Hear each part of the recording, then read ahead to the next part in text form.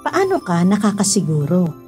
Mapayapang araw ng Miyerkules, kapanalig, ipinagdiriwang natin ngayon ang kapistahan ni San Pedro Truad at 3 araw na po ng simbang gabi.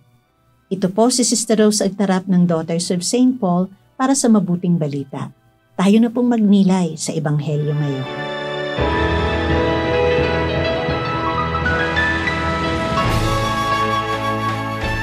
Ito ang pangyayaring napaloob sa kapanganakan ni Hesukristo. Ipinagkasundo na kay Jose ang kanyang inang si Maria, pero bago sila nagsama bilang mag-asawa, nagdadalang tao na siya gawa ng Espiritu Santo. Kaya binalak ni Jose na hiwalayan ng lihim ang kanyang asawa. Matuwid nga siya at ayaw niya ito mapahiya. Habang iniisip-isip niya ito, nagpakita sa kanya sa panaginip ang anghel ng Panginoon at sinabi, Jose, anak ni David, huwag kang matakot na tanggapin si Maria bilang iyong asawa. Gawa ng Espiritu Santo kaya siya naglihi at manganganak siya ng isang sanggol na lalaki na pangangalanan mong Jesus, sapagkat siya ang magliligtas sa kanyang sambayanan mula sa kanilang mga kasalanan. Nangyari ang lahat ng ito para matupad ang sinabi nga ng Panginoon sa pamamagitan ng propeta. Maglilihi ang birhen at magsisilang ng isang sanggol na lalaki at tatawagin nila siyang Emmanuel, na ibig sabihin, nasa atin ang Diyos. Kaya pagkagising ni Jose, ginawa niya ang sinabi ng anghel ng Panginoon at tinanggap niya ang kanyang asawa.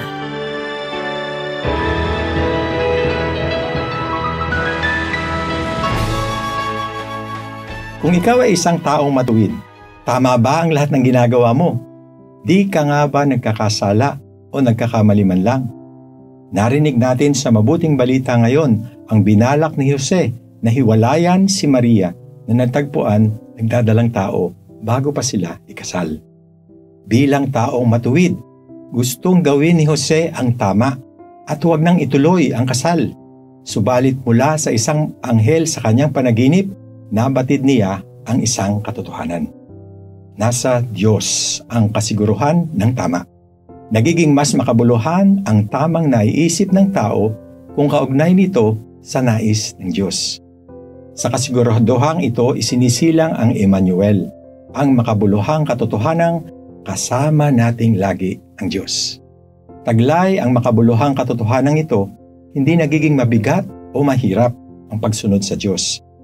Ang hamon nga lamang ay iyong lagi nating iugnay ang ating mga balak sa kung ano ang nadarama nating ikinalulugod ng Diyos. Gumawa tayo ng mabuti hindi lamang dahil nakikita tayo ng Diyos, kung hindi dahil nakikita sa atin ang Diyos. Manalangin tayo.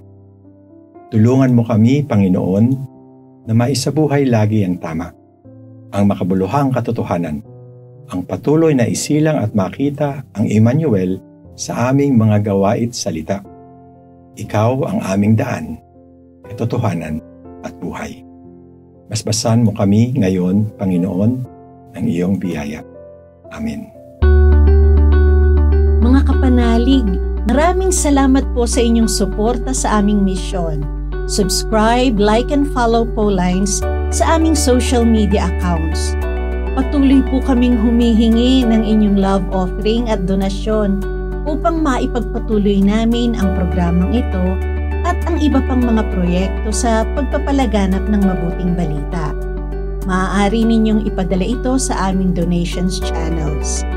Ipadala rin po ninyo ang inyong mga intensyon at kahilingan at isasama namin kayo sa aming panalangin araw-araw. Ito pong muli si Sister Rose na nag-aanyaya sa inyong manalangin. Ama naming makapangyarihan at maawain, buksan mo ang aming mga puso sa pagsalubong sa iyong anak. Alisin mo ang mga bagay na humahadlang sa amin sa pagtanggap kay Kristo ng may kagalakan, upang makapiling siya kasama ng Espiritu Santo magpakailanman. Amen.